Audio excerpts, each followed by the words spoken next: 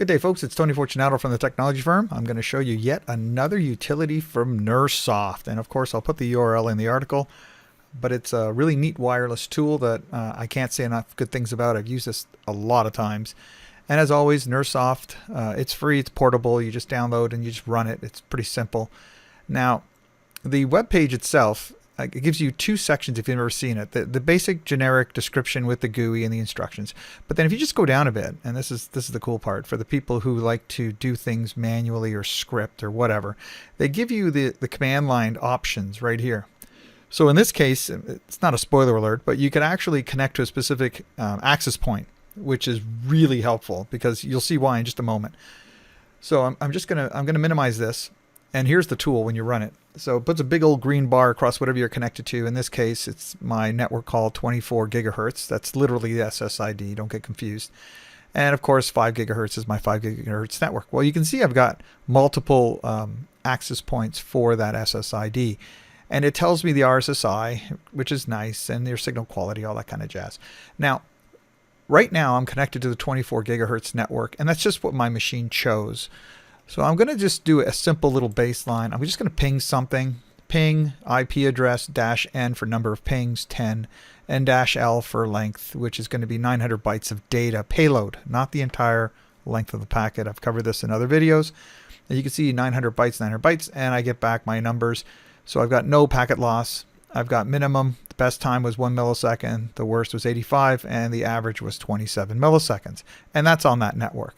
Now I want to go to the other network, 5 gigahertz. So I'm going to pick this one here. It's got an RSSI of -45, which is quite good. I'm going to connect to this access point. Just give it a moment. And now you can see that that line is gone from there. And I've highlighted it so you really can't see the green bar. I'm going to click away for a moment. There it is. See? So I'm now connected to the 5 gigahertz. If I actually click on my Wi-Fi indicator on my status bar, you can see here that it's connected to 5 gigahertz. So it actually allowed me to connect to this SSID. Now, I want to do the same thing again, same little test again. And by the way, the reason why I put 900 bytes in the packet is I always say to my clients, put a little pressure in the pipes, right? Don't just ping with, 2 or 3 bytes. Put a little something in it.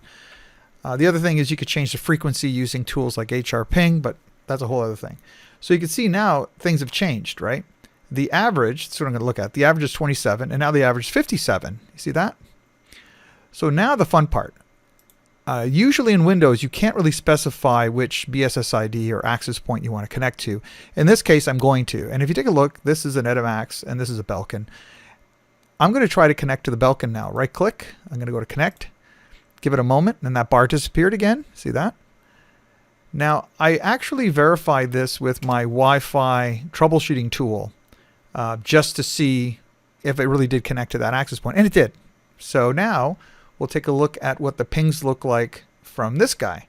Again, we'll just look at the average real quick. 57, now it's 74. You see that? And that's because one reason is because that RSSI is far worse or weaker signal, or I can't hear it as well as this guy.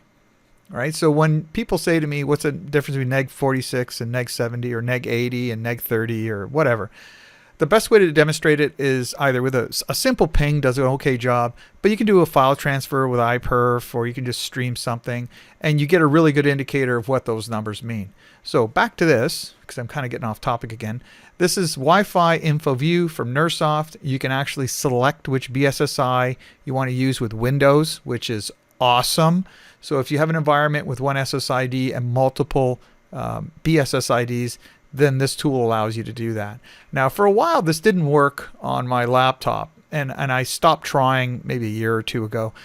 And somebody online said to me, hey, you might want to try this again, because I said in one of my videos, this is difficult to do with Windows.